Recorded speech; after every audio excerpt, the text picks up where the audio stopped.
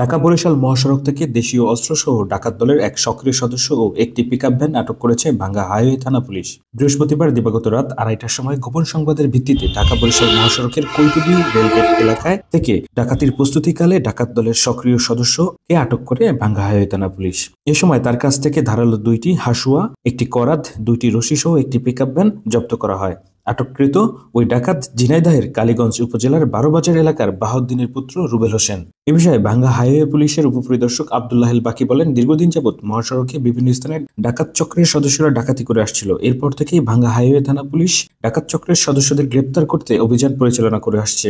বৃহস্পতিবার দিবাগত রাত 2:30টার সময় ঢাকা বরিশাল মহাসড়কের কৈডুবি রেলগেট এলাকায় মহাসড়কে ডাকাতির প্রস্তুতি নিচ্ছে এমন সংবাদের ভিত্তিতে অভিযান চালায়। এ সময় পুলিশের উপস্থিতি টের পেয়ে ডাকাত চক্রের অন্যান্য সদস্যরা দৌড়ে পালিয়ে গেলেও দেশীয় অস্ত্রসহ ডাকাত দলের সক্রিয় সদস্য রুবেল হোসেনকে আটক করা হয়। এ সময় তার কাছ থেকে দেশীয় অস্ত্র 2টি হাসুয়া, একটি করাত, 2টি রশি ও পিকআপ ভ্যান জব্দ করা হয়। ভাঙ্গা হাইওয়ে পুলিশের এই অভিযান অব্যাহত থাকবে বলেও তিনি জানান। আপনারা জানেন যে অতি সাম্প্রতিক সময়ে দেশের নানান ধরনের চুরি ডাকাতি, ছিনতাই সহ নানান ধরনের অপরাধের প্রবণতা বৃদ্ধি পেয়েছে।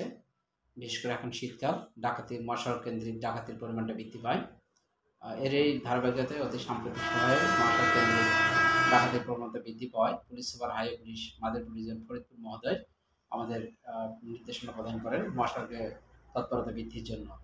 আমরা এর ধারাবাহিকতায় ভাঙ্গা হাইওয়ে থানা পুলিশ মহাসড়কে আমাদের তৎপরতা বৃদ্ধি করি এবং এই ডাকাত চক্রকে গ্রেপ্তারের জন্য চেষ্টা করতে থাকি।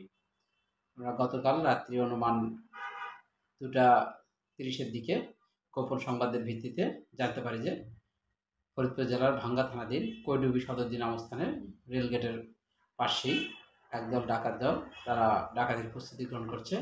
এরই সংবাদের ভিত্তিতে আমরা সেখানে অভিযান পরিচালনা করি এবং অভিযান পরিচালনাকালে আমাদের উপস্থিতি টের পেয়ে বেশ কয়েকজন দৌড়ে পালিয়ে যায়। আমরা পিকআপ সহ একজনকে ঘটনাস্থল থেকে গ্রেপ্তার করতে সক্ষম হই এবং তাকে জিজ্ঞাসাবাদ করে বেশ কিছু তথ্য পাওয়া গেছে। তদন্তের সাথে পরবর্তীতে আপনাদেরকে জানানো হবে। আপাতত প্রকাশ করা হচ্ছে না এবং এই অপরাধ চক্রকে গ্রেপ্তারের জন্য আমাদের চেষ্টা অব্যাহত রয়েছে।